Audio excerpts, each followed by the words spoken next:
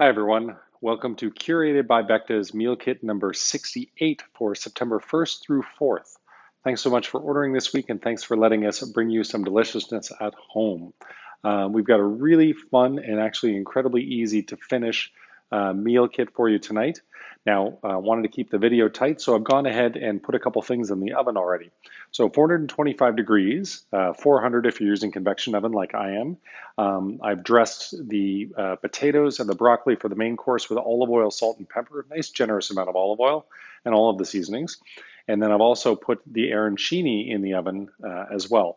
And so there are times, so both come out of the oven right around the same time, but keep an eye because each oven is different, and the broccoli, we want a little bit of char on it. So we might leave it in for a couple more minutes.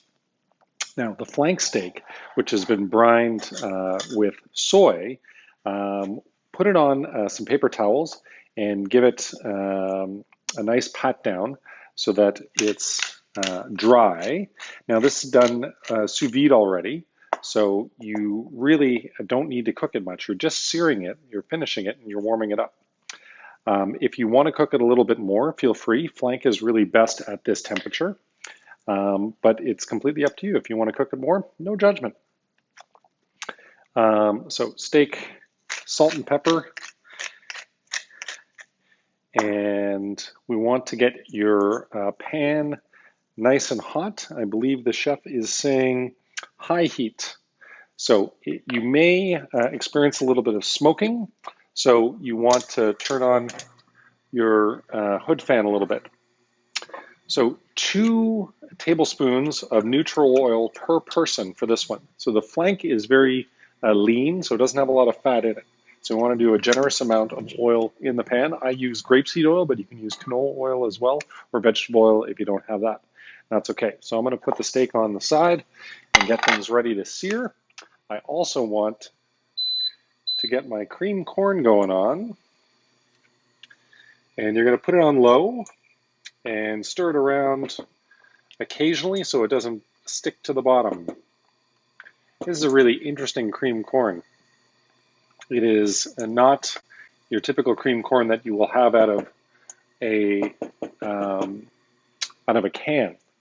This is like wonderful in-season corn, sort of mashed together with cream, and it's almost like a puree, and it's going to be lovely. Now we need to dress our salad. I've got arugula here in our bowl. Generous amount of olive oil, and then salt and pepper. And then we're going to mix this. I just want to double check with the marinated onions and 1 tablespoon of the pickling liquid. So you don't want to put it all in there. You just want to put, depends on what you have. But not quite all of it. And that's going to give it nice acidity that you want in your salad. And give that a nice little mix. I can get rid of this guy.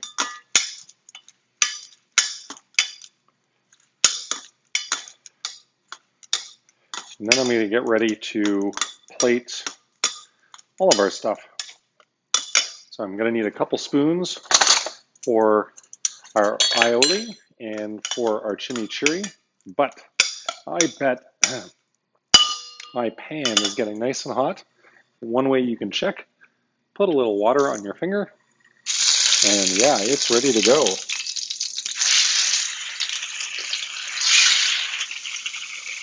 Now, I'll make sure that I remember this.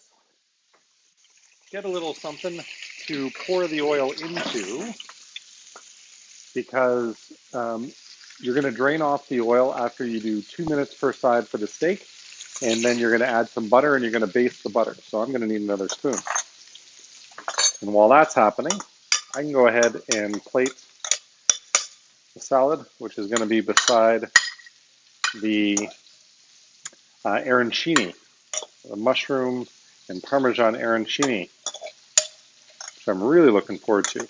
This is like a great late summer comfort menu. Make sure to get all that good stuff in there. I'm going to keep my tongs, because as soon as the sear has happened, I want to turn it over.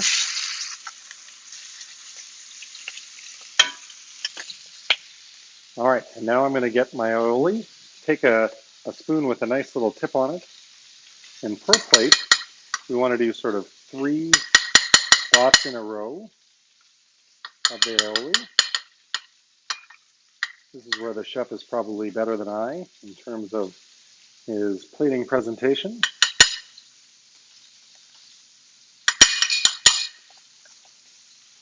And I love aioli, so make sure it's good to the last drop and get it right in there.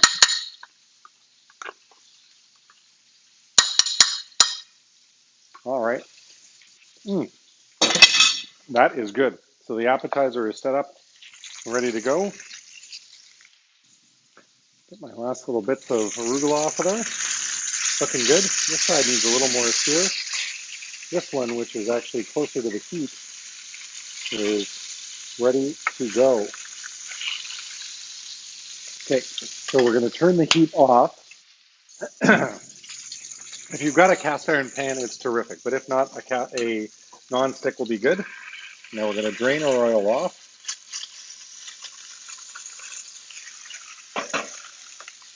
And then we're going to take 1 tablespoon of butter per person. Put it in there. Let's see what the chef suggests. We're going to melt it and then spoon it over the steak for 30 seconds. And the butter then caramelizes. Whoops. That's the first time I've done that before. Butter just sort of jumped out of my pan. So just spoon it over. And please do this with any steak that you cook at home in a frying pan. Hey Google, off. Perfect timing. How is that? Okay, we've got our 30 seconds. Lovely. So what I'm going to do, this guy might need to go up a little bit. My creamed corn, give it a stir. No mistakes. Why not jump it over so that it's all butter bathed? And putting on your resting rack, I like to use a baking sheet with a little cookie tray on it. Great. Now, let's check out. So our broccoli could use a little bit more, but I know the arancini is done. So I'm going to plate this all up, and while the steak is resting, the veg will also be going on. So 3 arancini per person right on top of the aioli. I'm going to get a little paper towel and clean this guy off, and we don't need that anymore.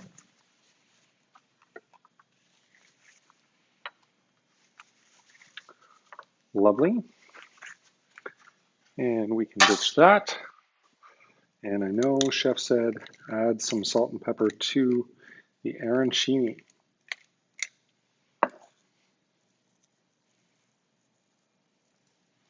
I hear my corn bubbling away.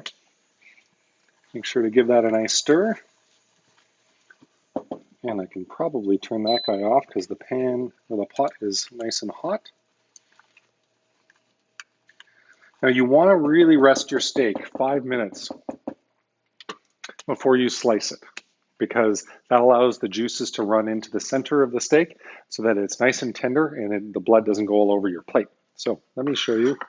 Let me make sure I got everything here. 3 dollops of aioli on your plate. Plate the arancini on top. Place your dressed salad next to there. There we go. So we have our lovely Parmesan and mushroom arancini with the aioli and the arugula and pickled onions. I'll move the main course plates over. And while the steak is resting and the veg is finishing, let me plate our dessert. And tonight is comfort food dessert. One of my favorites. Our pastry chef, Megan, does such a great job with these. And tonight we've got a carrot cake. And so we're going to top it with the candied orange and the spiced walnuts. I would do the walnuts first on top so it sticks, and then a little bit around. And if they're big, you can break them up a little bit so it's all super nice. and the candied orange on top and around. And if you've got some juice in there like I do, make sure to drizzle around. It's like some simple syrup, which keeps the cake all nice and delicious and moist.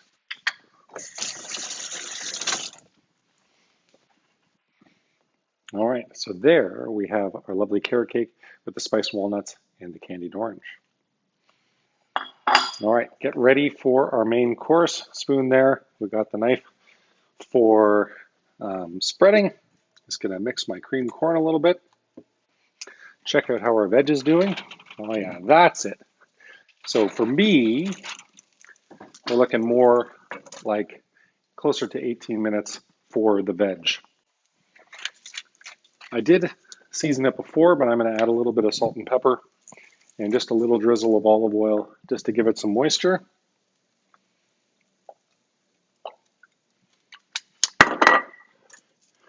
There's no fun in a dried potato or piece of broccoli.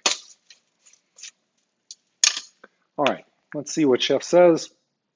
Begin by plating your cream corn on the bottom, followed by the potatoes and broccoli. Next, slice your steak against the grain, which I'm going to talk about in a second, and then drizzle the chimichurri around. All right, so our corn first. This looks amazing. If you've ordered from us recently, you will know that corn, when it's fresh and in season, is definitely one of our chef's favorite things in the world, and I have to agree. You know, this is not like the stuff that you get in January at the grocery store. It just pops with flavor, and from our local farmers, it's just so delicious. Very nice. Okay, now the veg up next.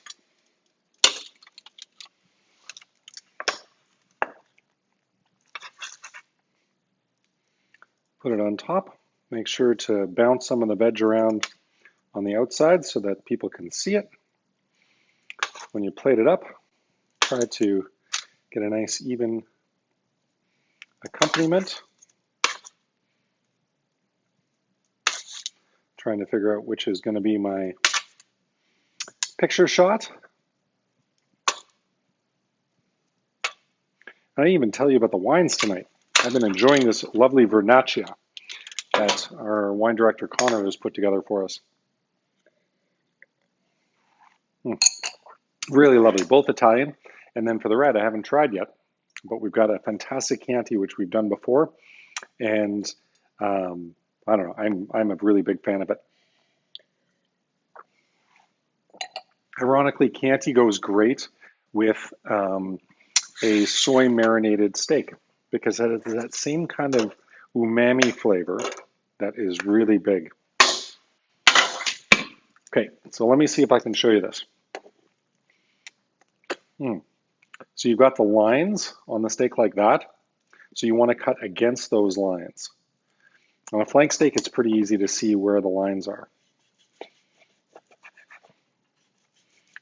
This is looking nice. And if it doesn't bleed all over your plate, it means that you know you have rested it long enough.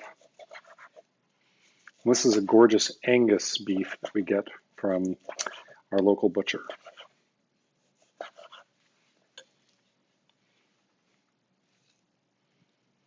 So you want to fan it out, and a little chef trick is that take the last one and turn it over so that all the red is appearing on one side. And give it a little fan, because what you want, after I wash my hands from all the juices, you want to be able to get your salt and pepper right in there. Now, I'm sure part of you are thinking, hey, why do you salt and pepper the steak before and after? It's a good question. I actually don't know the answer to that.